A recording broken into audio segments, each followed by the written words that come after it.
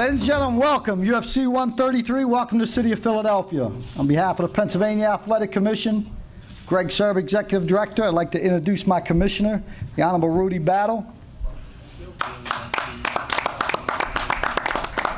You know, the last time I gave a speech here, I got a little trouble for it because I told the fighters to bring their A game or they'll get booed right out of the stadium. And everybody said, you know, you got to keep it down. So I figured this time I'm just going to talk to the particulars, you know, welcome you. Then I said, you know what, that's really not my style. It's not the commission style. This is Philly. You know, the style of Philly, you better bring your damn A game. We expect it. We actually expect it. With two veterans like Ortiz and Evans, though, I don't think that's going to be a problem. The card changed quite often. It's what amazed me sometimes about this UFC athletes. You know, you get the call, you got to fill in. I'm there. Hey, they changed their weight. You got to make this weight. I'm there. You know, that's the difference between a professional and an amateur athlete. I'm glad they're back. This is the second time. Just a couple weeks ago, we were in Pittsburgh. As you know, it's only been since 2009 we've even legalized MMA in Pennsylvania. We're probably one of the last states to do it. And we've had, now we're going to look at probably 60 shows this year that we're going to hold in the state of Pennsylvania. But I think some people don't forget a little bit, we are the #1 state for collegiate and high school wrestling. That's a fact. I'm not saying anything that just because I'm from Pennsylvania. That's a fact. And those young kids coming up, when they want to reach that style, when they want to reach that pinnacle, where's the money? Where's the advancement? Where's the excitement? They come to the UFC. I think that's what's going to make this sport grow, and continue to grow. I'm hoping that everybody has a good time on Saturday. I'm sure we're going to be excited. I'm sure the city of Philadelphia is even more excited to have UFC back in the last year and a half. And it seems odd, but I really wanted to make this mention. About 6, 7 months ago, and maybe not a lot of people have heard about, the UFC took that one step that I was very proud to see when they went to and got insurance for their fighters. That's a huge step. I wish boxing promoters in the boxing world would do that. That is a huge step, and the UFC deserves a tip of the cap for doing that. They truly do, and I wanted to make a mention of that.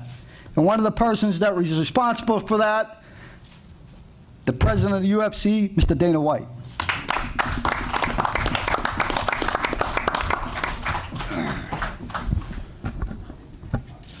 Good afternoon. Thank you guys for coming. We appreciate it very much. Thank you, Greg, man who runs what I consider the best commission in all of combat sports. We're happy to be back here in Philly. And, you know, like Greg said, we've been through a lot of changes over the past few weeks, and it's been the craziest card ever with the most injuries, pullouts, but we managed to pull it off and keep a great card together here. Pyle and Rory MacDonald, Akiyama versus Vitor Belfort, and Tito Ortiz versus Rashad Evans. Just keep it simple here. Who's first? Who's got the first question? Joe? Question for Tito and Rashad. Can you talk about the difference between this fight here and the last one? Rashad, you mentioned that, you know, when you were competing at that time, you're like, oh my God, I'm fighting Tito Ortiz, but sort of roles are reversed. You're saying Tito saying that. Yeah, I mean, when I had to fight Tito the first time, I was very young and impressionable at the time, and you know, it's one of those growing pains in the sport. You know, fighting somebody like Tito Ortiz, a legend of the sport at the time, and still is. It was very hard for me to kind of, you know, realize what was happening, and then the fight's over. I'm like, man, I could have really fought this guy and did a lot better. But those days are over. You know, I'm one of the bigger guys in the organization now, and I know what I can do, and I'm very confident in my abilities. Well, you know, it's nice to hear his confidence and his abilities that he believes in, and of course, my confidence is through the roof. My abilities was where I always wanted to be, before my surgery, and now my surgery's done. It's been a year and a half, and I'm very confident, as I say. You say, what's the difference between before and now? I'm a different person. Mentally, physically, emotionally, everything I've always wanted to be in for the UFC. Having Dana have my back, and UFC having my back and be where I want to be and being a world champion again, and that's facing against Rashad Evans. I mean, he's a former light heavyweight world champ, and so am myself, and I see some mistakes in his game, and he thinks I have mistakes in my game, but on Saturday night we're going to prove and see who's the best man with my hand raised. Rashad, question for you, if I could. It seems like you have a lot to lose in this. Tito has won one fight in 5 years, and you were recently a champion, and you're taking a fight where he doesn't have a lot to lose, and you seem like you do. And so, does that add any pressure, or does that affect you in any way? No, I think we both have the same amount to lose. I mean, the truth of the matter, what it comes down to, no matter what happens after this fight, the bare essentials is this right here. Neither of us want to lose to the other person. And when it comes down to that, nobody wants to lose a fight. And whatever happens after that, happens after that. But for the most part, he doesn't want to get whooped by me, and I don't want to get whooped by him. So when it comes down to anything to lose, we both got the same thing to lose. We both don't want to lose. Tito, what's your response to that? I don't think about losing. I mean, you say over the last 5 years, go look at those matches. Tell me which ones I truly lost besides, Machida and Hamill. I lost some close matches, and I come back after injuries I did. Athletes don't come back compete the way I compete. I have some great things to achieve in this world, and I'm not done yet. I want to show everybody in this United States and the world in general that you're able to compete no matter what surgery you have done, and I'm gonna prove it on Saturday night. And Dana, just if you can react to that, especially from Tito's standpoint, since he had the upset win over Bader, is it kind of weird to you that theoretically he could get a title shot being 2-4-1 in his last 7 fights? Yeah, well, that remains to be seen. We'll see what happens in the fight. There's no doubt he's the #1 contender. He's been sitting out for a long time. We were very fortunate that Tito stepped up and took this fight. Tito went in and beat who many believed was the #7 ranked guy, this young up-and-coming light heavyweight, and it put Tito back on the map. Yeah. Mr. Akiyama, my name is Bill Yetzi. I'm from the Philadelphia Inquirer. Your record in the UFC is 1-2. Your overall record is 13-3. Do you feel that the UFC is more challenging than the previous organization in which you fought? プライベートインクワイアさんですけども、秋山さんの成績はアメリカでは2勝1敗ですか。日本で13勝なんですけども、前のオーガニゼーションに比べて、Just put it up to your mouth. There you go. 前のオーガニゼーションに比べてこの UFC の方を、どう思いますかということ。Hello everybody.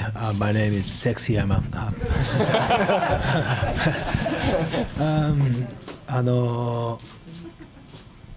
やっぱり UFC はすごくレベルが高いですし、素晴らしい選手がたくさんいてるから、私は全力を尽くして戦ってますが、今の成績ではなくてもっともっといい成績を残したいと思ってます。I am hello to the Philadelphia people, and I am sexy Yama, and not instead Akiyama. I think it's the UFC has an excellent athlete and competitor, and so I'm very happy to fight here, and I'm going to improve more. You look at Mr. Belfort as one of your icons. How do you plan to beat your icon?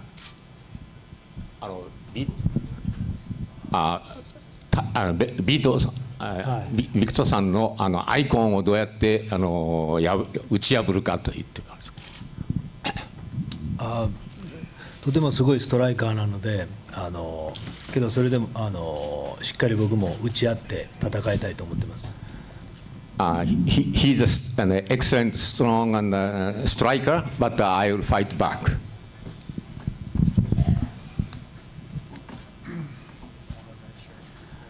Yeah, this is for Rory MacDonald. I know that you got involved in MMA or became interested in MMA at a very young age, turned pro at a young age. Can you kind of talk about what drew you to the sport And also being from Canada, I mean, were you ever involved in hockey? I know that's like the national sport. Yeah, I was a very athletic kid growing up, and actually I was introduced to MMA by my father at the age of like 5 or 6. So I always had an interest in the UFC, but I found a gym at the age of 14 in the town I was living in, Kelowna, and I just fell in love with it and turned pro at 16, and I just dropped everything else and just went 100% into MMA. You said being very athletic. I mean, what other sports were you involved in? And when it was hockey, was one of the sports? Yeah, hockey, soccer, baseball, everything, man. Track and field, everything I could just do to be active. Like, I would never sit down. I was a very hyperactive kid. When I'd get home, I'd just be running around the house, running around. Where I grew up, I grew up on a lake in a very small town, and I would just run around, go through the forest. I mean, I was doing everything, man. I was very active. And one final thing, you're fighting a very experienced opponent, Mike Pyle. Do people maybe sometimes underestimate you because you are a young guy and you look your age? Yeah, I mean, that's sort of like, I'm sort of growing up a little more into my looks now, but like when I first started, it was crazy. I looked like I was 12 years old when I was 16. So I know I'm used to it. Like, people can think what they want to think, but when the cage door closes, it's man versus man. It doesn't matter what I look like at that point. Question for Mike Pyle, please. Mike, if you look at kind of the theme of this fight, it's you're an underdog on paper going up against a guy that's got a lot of hype, younger guys. Is this kind of a theme that you're getting used to in your career? Yeah, the last 3 fights that I've had have been wins, and I've been underdog every time. Those odds mean nothing to me. Whoever's making those odds doesn't affect me at all. I'm in the gym training all the time. I got some of the best coaches in the world, and I'm pushing all the time. I'm getting better all the time, and UFC has brought out the best in me. My loss to Ellenberger really woke me up and made me make a lot of changes, and I think it's shown in my last 3 fights. Since we didn't really get to talk to you after the last fight, I was wondering if I could get your thoughts on your performances. I mean, it seemed like one of the closer fights. A lot of people thought you won. A lot of people might have given it to Ricardo. Of course, you always want to get a finish. You always want to get a finish in front of the eyes of the UFC. But competition is tough. I'll take a win if I can get it, but I always love a finish. I wanted to fight. Almeida wanted to wrestle. Anytime we were, in any exchange, he was around my waist trying to take me down, which I had to try to, stuff that most of the fight. I hit him with some good shots. He was able to take it. It is what it is. I didn't get the finish that I wanted to finish. Could I have done better? I feel I could have done better, and that's why I'm back in the gym working harder to make sure that I do finish. And lastly, for Rory, it seems like this is one of the only fights that hasn't undergone any changes, so you've had some time to look at Mike and get to know his game. What can you say about him? I don't really study footage of fighters, and I just work on my own thing and bring my own game into the fight. I'm not really too worried what he's gonna bring.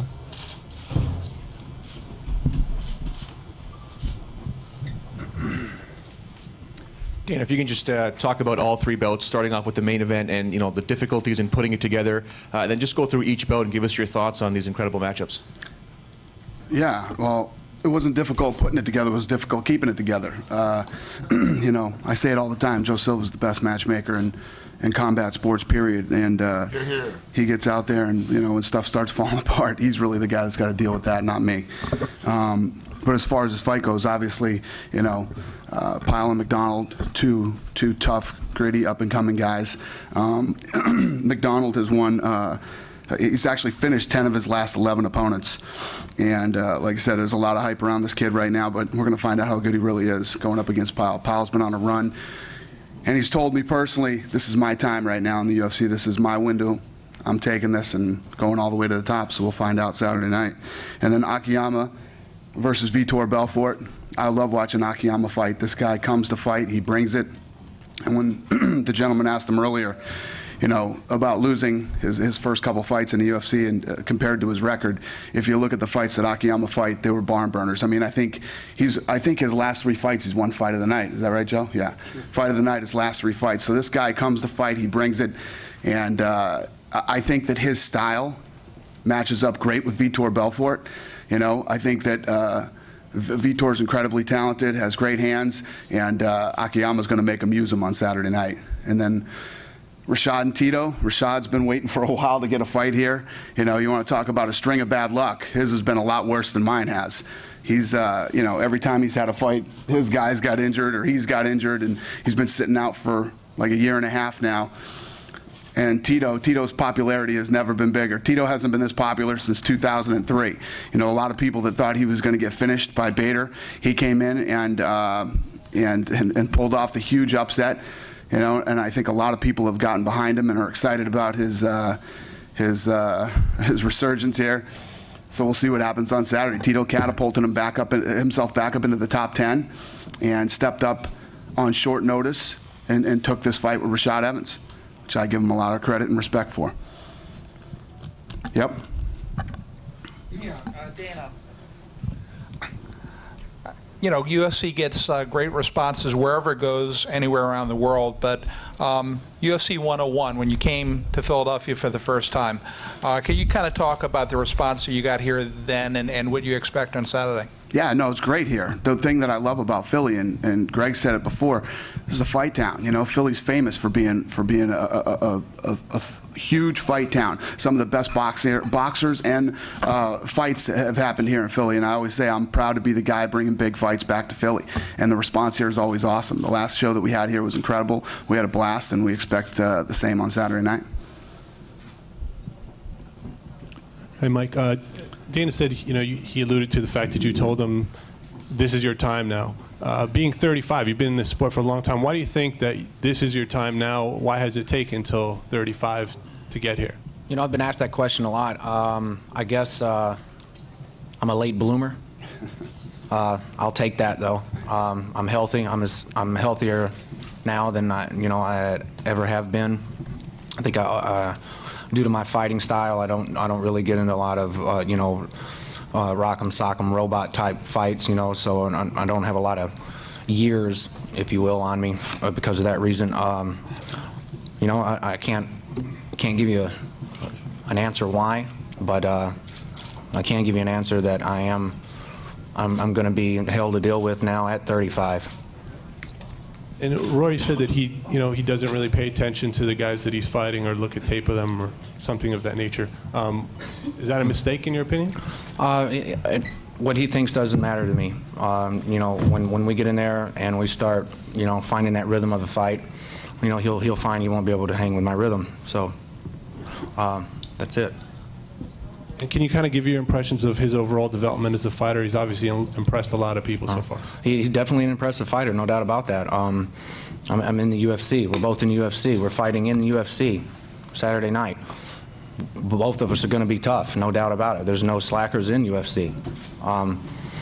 You're always tested when you're fighting anyone in UFC, whether it's their first fight in UFC or if it's their 10th fight in UFC.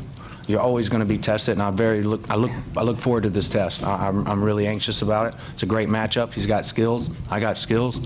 Let's put it together and let's make a show.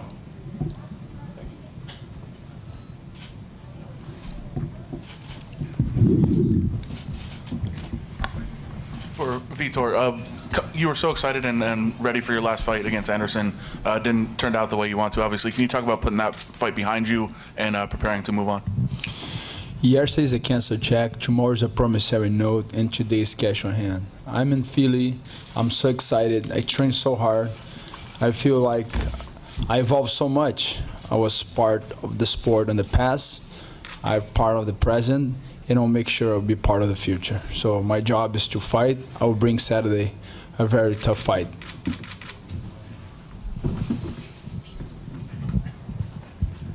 Vitor, Wagner Vargas, Correio Brasiliense, Brasil. Do you think beating Akiyama guarantees you a ticket to another title shot? The question was if I beat Akiyama, if I get me the tickets to fight for the title. So I think in the present, the future belongs to Dana and Joe Silva, and my present is now. I have to overcome Akiyama. So that's the only things on my mind right now. Hey Dana, notice that you've been doing a really good job of doing old school, new school every event, and it's really refreshing for the old school guys that have been watching since the beginning of UFC to see the new talent coming up, plus the superstar legends from the past. Is this something that you're trying to do every time? It seems like you're getting some really great old school guys and then bringing that other talent right up behind it. Not really. The old school guys are still around, so the new guys got to beat them. You know. But when you look at the old guard, you know, the only two that are still around really are Tito, and then Matt Hughes is going to fight here soon. You know, the rest are all starting to retire. And Vitor, yeah. I keep forgetting how long Vitor's been around. That's true. Vitor's here too. Yeah, true. Sorry, Vitor. Don't worry. I just don't think of you as old as Tito. It's not. It's like me young. I feel young.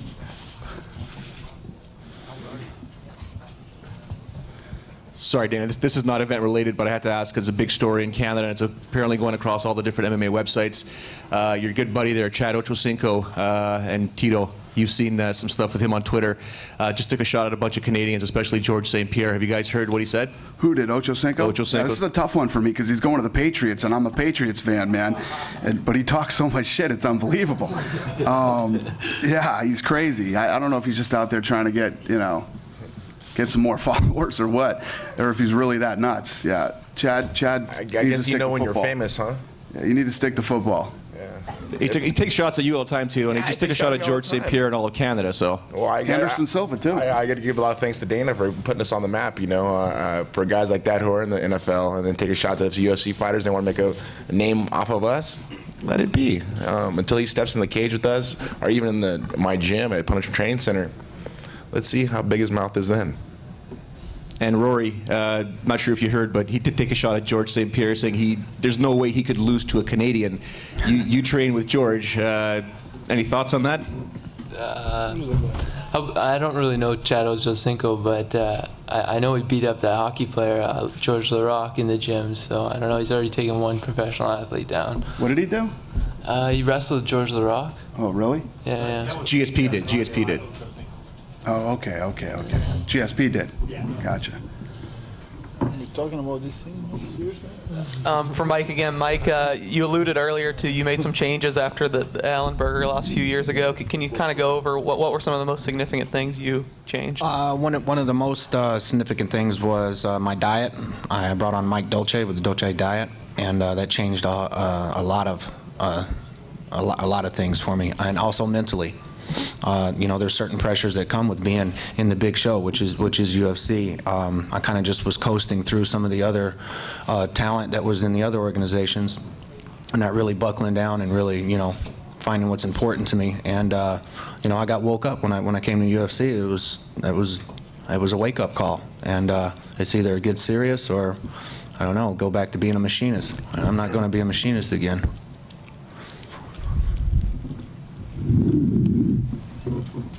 Vitor, can you tell me how many fighters have you fought with the style of Mr. Akiyama?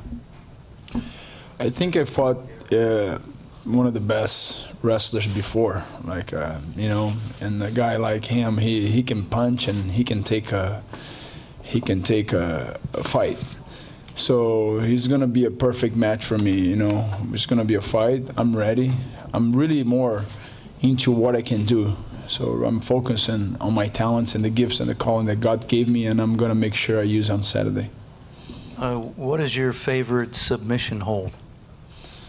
Maybe a toe hold.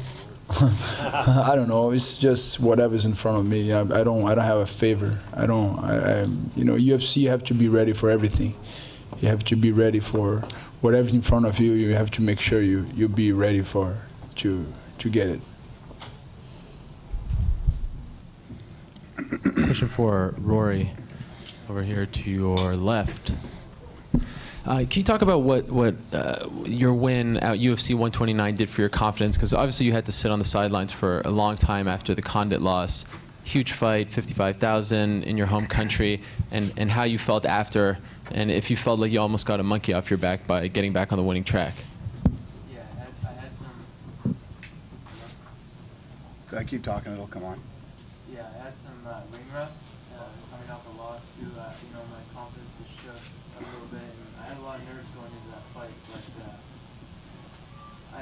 I felt after that fight like I relieved that pressure that I set on myself after losing. So my confidence is back up better than ever. Or maybe the mic won't come back on. Did you hear him?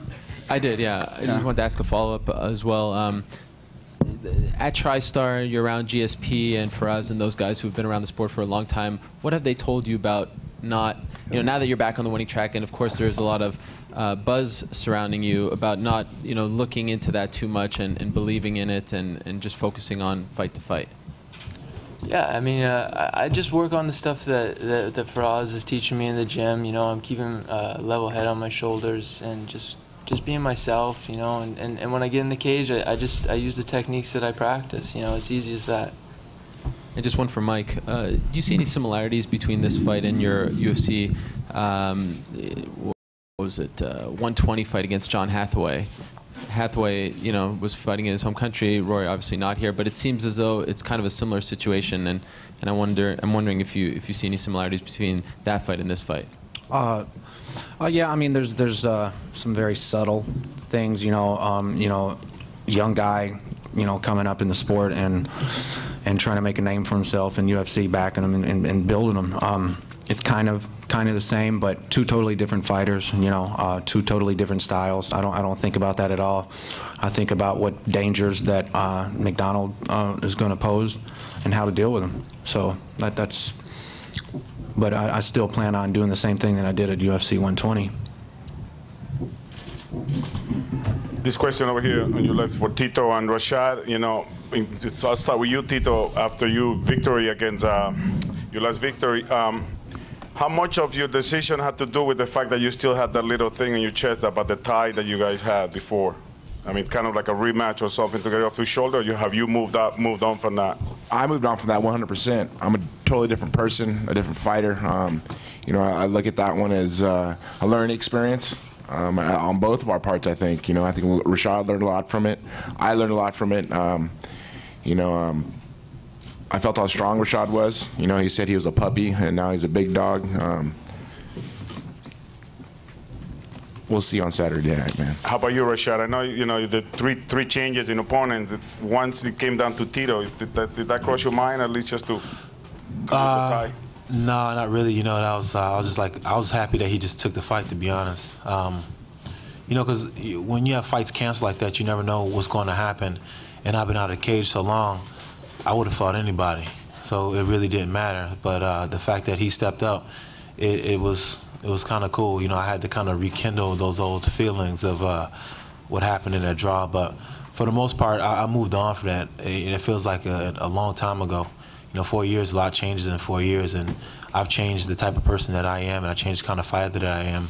And there's been so many changes in my life since then. So on Saturday, Tito's going to feel somebody he's never felt before. I'm not the same fighter. And if he's assuming that I am, then he's going to be in trouble.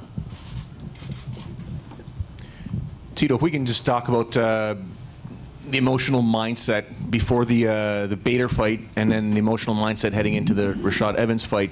I mean, that was about that. Let's be honest, the emotions going into that were high because you're fighting for your career. But it's almost like you're back on track. Now you're fighting potentially for a title shot. Can you talk about the two different mindsets leading in to these two fights?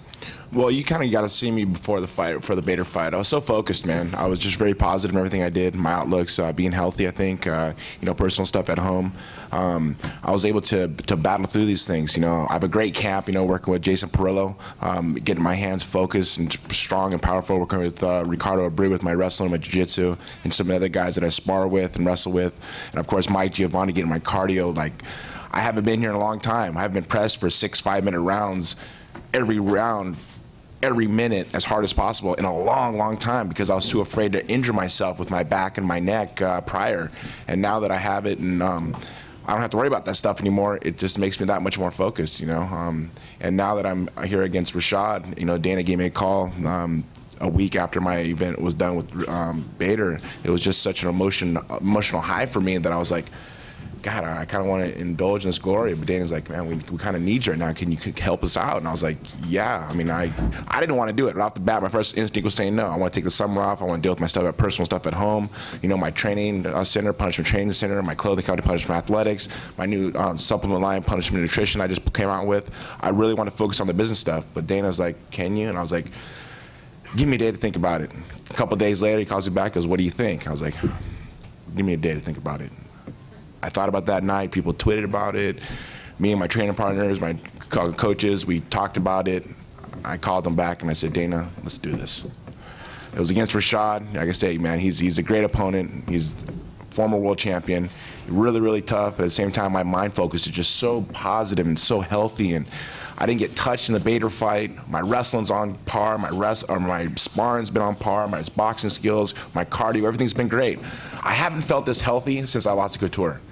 I've been battling so much with mental stuff. I mean, I talked to Dan. I was like, man, I got to deal with stuff at home, and there's a lot of stuff I got to deal with. I've been away for this last camp for a Bader fight, and I got to deal with stuff at home. And he understood. He goes, I understand that. But I kind of just put it on hold and said, you know what, let's get this fight over with. 3 weeks. I trained for 2.5 weeks for this fight, but thank God Mike got me ready to compete. You know, I'm ready to go 6 fights, man, and I'm strong. I'm healthy. You know, my weight is where I want it to be. So on Saturday night when I come in, I'm gonna try to do what I did on July 2nd. Dana, just curious what you yourself, Joe Silva, Lorenzo Fertitta, at the MGM when Tito was coming out to Ryan Bader, there were a fair amount of boos, some cheers, but after he won, that place absolutely erupted. Wondering what you guys thought, you know, Tito Ortiz, because when he accepted the fight with Rashad, you mentioned that I wish this was Tito 7 years ago. You know, talk about the resurgence of Tito Ortiz and what it means for the business of the UFC. Well, you know, that night, you know, all the stuff that Tito and I have been through, and you know, yeah, Tito gets booed a lot and everything else, but going into that fight and facing what he was facing, it's hard not to be happy for him when you see him pull off a win like that. It's not like he went in there and squeaked out a win against Ryan Bader. He went in and stopped Bader in the first round, and he was a huge underdog, and nobody expected that to happen. And he pulled it off, and I think that because of that, a lot of people have gotten behind him and are happy for him and excited to see what he can do next. Okay, my question's for Rashad. I don't know if you been looking on the internet at all, or if you're just kind of keep your head clear or whatever. But all the comments after the workout yesterday are like, "Oh my God, Rashad looks huge. He looks amazing. His body looks incredible." Can you speak to specifically what, if anything, you did do differently training with Mike and the Black Zillions, or why? If it's just that we've forgotten because it's been a while, or what you've done physically that you look so different. Well, I did 2 camps, back to back. I started training after I hurt my knee the first time, and then I just kept training, and I think that has to do a lot of it. But the strength and conditioning program that Mike Van Arsdale put me on had me feeling pretty strong, and it helped me gain the size and the strength that I need. Because I think that's one of the levels that I was really lacking, and just that ability to physically take over a fight. But now I feel like I'm at that position right now, and my weight's been well, and just the whole team with the Black Zillions out there in South Florida. Our manager Glenn Robinson put a good situation for us all down there, and it's just good energy. And when you have good energy down there, you vibe on a different level. So I would go and train and go to the beach, go and train and go to the beach, and I think the salt water did me some good. Well, you were supposed to call my brother to teach you to golf too, but Oh yeah, I forgot well, that's about okay. That, see? And also want to follow up on that. Yesterday, I spoke with Mike about how some people are kind of saying that he's the next Greg Jackson, and talking about how he's able to put people in a nice mindset. I'm curious what your comment is on that. How you would compare the two coaches. Yeah, they're very similar. Mike Van Arsdale has been behind the scenes for a while. He's been there with me all the way from Jason Lambert to he only missed like 2 fights, the Forrest Griffin fight and Machida fight. But Mike has always been one of my personal coaches, a guy who's always there for me to help me out. We started off as teammates, and we had like this bond and this connection. And then after he got done from competing, I wanted nobody else to help coach me but him. And he's always been there because we share the same mindset. And as far as when it comes to training, he knows how to motivate you and he knows how to talk to you. And that's what it's about, becoming a good coach. You have to be able to speak and talk to your athletes on a level in which, they can understand you no matter what kind of mood they're in. Rashad, Mike was saying yesterday that he thought in the past you had been operating at maybe 65% of your maximum. Would you agree with that? And why do you think in the past, you were in great camps with, great training partners, that you weren't getting more out of yourself than 65%? You know, I think it has to do with just sometimes you do what you have to do in practice, and you don't take it any further than that. And in order to get to the next level, you have to take it to the next level. You have to do what other people are not doing. You have to make it a lifestyle, and that's something I've done in the last 4 to 5, 6 months. I've made it a lifestyle. You know, I've moved down to South Florida, and I still stay in Chicago, but for the most part, I'm living like a fighter. I'm waking up every single day, whether I have a fight or not, and I'm training. And that's something that I didn't do before. It was something that I've never done before in my whole career. So living the life of a fighter is something new to me, but at the same time, it's helped me become a lot better than I was in any other camp, and coming into this fight feeling more confident than I've ever been in my life. Dana, here. When you called Tito, did you have any doubts in your mind that he would accept the fight? Yeah, I had absolute doubt that he wouldn't accept the fight. Tito and I have been in business for a long time, pre-UFC, and I didn't think he'd take it, but why not call, you know? And when I was talking earlier about, you know, how popular he is and how everybody's behind him, I think that was one of the big things too. I think another, on top of him pulling off the upset over Bader, Tito jumping in on such short notice and taking this fight gained him a lot more fans too. I think people really respect it. Dana, this card has gotten a lot of, these 3 fights have gotten a lot of good mention here today. I'd like you to also, if you could, talk about maybe an undercard match, either on the pay-per-view, the Spike, or the Facebook, that you just want to tell the fans, listen, don't miss this fight, because something that you're really looking forward to. Yeah, both the Spike prelims are very good. Gustafsson and Hamill, and Ronnie Yaya and Chad Mendes are both great fights. And you know, one of the things I said, Nam Fan and Mike Brown, there's a lot of great fights on the card. You know, Joe Silva, as I said earlier, he's the best matchmaker in combat sports, and one of the things that we've tried to do for the fans in putting together these Facebook prelims and the Spike fights and then the pay-per-view is so that the cards are so deep and so good so that everybody can see every fight. You know, I know how bad it used to suck for the fighters when, you know, we'd have, you know, 5 fights on the main card and you had all these other guys, great fights happening on the undercards that people weren't able to see unless they bought tickets. So Facebook, Spike TV, you can watch all the fights. We'll do one more question. Anybody got one more? Yes, sir. Dana, Evans and Ortiz, does the winner get a title shot? Rashad Evans is the #1 ranked light heavyweight in the world, has been. And like I said, he's had a string of bad luck. He's supposed to get the title shot a couple times now. He is the guy, if he wins on Saturday night, he absolutely gets a shot at the title. Realistically, depending on how you look at rankings and how guys should be ranked, Tito Ortiz just beat, you know, the #7 guy in the world at light heavyweight. Where does that rank Tito? You know, it depends on, you know, people's opinions. Does it rank Tito #10? You know, does it rank him 11? Where is Tito in the rankings? But I think if Tito should win on Saturday night, he's probably got 1 or 2 more guys he's got to knock off before he gets a title shot. We'll see. We'll see how it goes. I'll tell you what, if Tito goes in and beats Rashad Evans Saturday night like he did Ryan Bader, it'd be pretty tough to deny that Tito's not one of the top, you know, 4 guys in the world. All right, we're going to pull this podium out of here, and I'll square these guys off for photo ops. Thank you very much for coming today. We appreciate it.